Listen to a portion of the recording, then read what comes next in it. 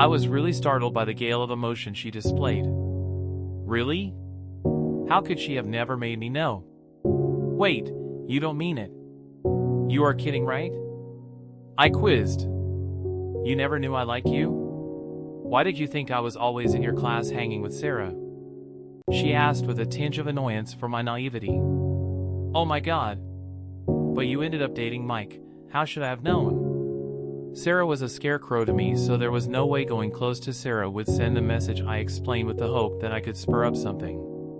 You are pathetic, Samuel. If you knew how long I came around your class hoping you would act. You know, I knew you have always been serious-minded, focused, and very dedicated. You were not just man enough. She kept teasing and chuckling. Are you still with Mike? I asked and she said, Mike and I broke up during service year. He wasn't serious at all. She said. I wasted no time in asking if it was already too late now. She laughed and shook her head. Samuel, you are still pathetic. You haven't changed, but it's still cute though. I then asked her, how about your craft business? She said, it's doing well. I use my house for now, but I really need a place because sometimes I get large orders and no space to work. I am thinking of getting a job so I can save up to get a place for my business. I then said, okay. Ella, I know I messed up in the past. I am sorry about that. I was very shy and immature. I have really changed, trust me on this. I have always admired you, always patronized your craft even though I never needed them. If there's nobody you are seeing, please consider me. I am begging you. She happily expressed, ah. How sweet. You know what? Let me have your number. Meanwhile, let's go meet up with our friends over there. I then gave her my business card and she was like, wow. Samuel, you have a business card. I have always known you were special. After the reception, I dropped her home and when I got home I called her and we spent over an hour talking on the phone. We kept on talking for long over the week and the prospect of Ella and I starting a relationship grew by the day. We decided to fix a date the following weekend and we chose Saturday. So on that day we went to a nice restaurant to have lunch. We cracked school jokes and talked about old times. It was a wonderful moment. I then asked her about her business and how much it would cost her to relocate and restructure everything. In her estimation, it would cost her 350,000 naira. I then reached out to my small bag and brought out my checkbook and wrote her a check of the sum she needed. We battled for hours as I wanted her to have it, but she refused and insisted it was too much of a favor for her.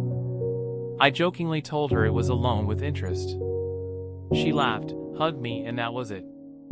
I really wanted to do something very important in her life, so she would know that I was very concerned about her future. When I got home, my mom called. She wanted to know my next move. Obviously marriage. I told her about Ella and she wanted to see her the following weekend. I then told Ella if she would like to pay my home a visit and meet my family. She delightfully welcomed it. She came over and my mom really liked her. They talked for over an hour and I even felt left out. It was a good thing.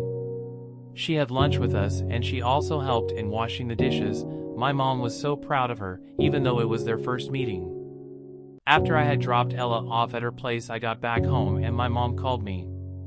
She said, Ella is a good lady, she will make an awesome wife.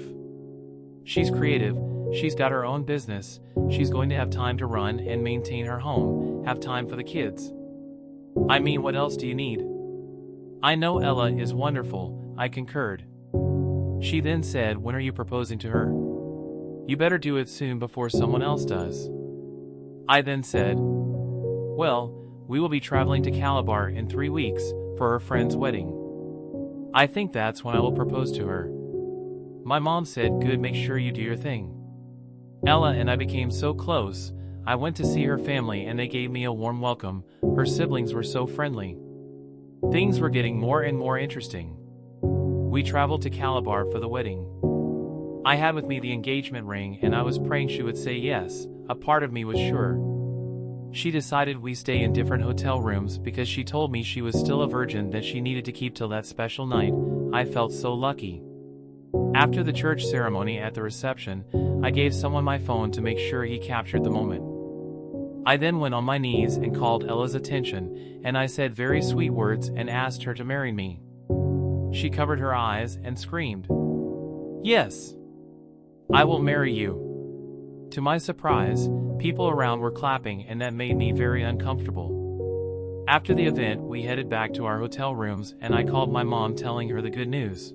My mom was really glad. That night, I went on Facebook to post the proposal picture. I noticed I had several unread mails, so I took my time to read them. There was one mail that took my attention the most. The sender didn't have a profile picture, so I went ahead to read the mail. It said, "Please, are you the Samuel that served in Kogi over a year ago? Please call this number. Timmy." I felt very disturbed, and I called the number immediately. Unfortunately, the phone was switched off. I checked when the message was sent, and it was about 4 months ago. I got back to Lagos and kept on trying the number with no success. On Wednesday morning it rang. I waited to hear the voice, and it was Timmy's. I then said, "Oh Jesus, Timmy, I just saw your mail, are you okay?" She began to sob. "Samuel, please come and help me. I need your help now more than ever," she pleaded. Worried, I retorted, "I don't get you, Timmy, is everything alright?" "Nothing is alright, please come, I need your help," she said bluntly. I then said to her, "I am at work now, I won't have the chance to travel." She then queried, "How about Saturday, it's very important." The line then went off. Memories of Timmy came back. I was confused and very bothered about her situation. I kept on calling, but the phone was switched off. I then sent a text message to her telling her I would be coming on Saturday, but will leave on Sunday morning because I had to prepare to travel to Port Harcourt on Wednesday on an official assignment. She responded the following day with the address and her location. I had made arrangements with a driver to take me there with my car, and I told Ella I was going on a business meeting in Abuja. I left very early in the morning, and I got there around 11:30 a.m. The location was a church far inside the town. It wasn't easy locating it. I saw Timmy by the gate of the church, standing. She looked pale and mucky, she had lost weight, and she looked very unpleasant and troubled. I came down from the car, and she ran towards me. She embraced me and said, "Oh Samuel," as she wept deeply. I held her back by her shoulders and said, "Timmy, please talk to me, what is wrong?" She then said, "Come to the church with me and you will know everything."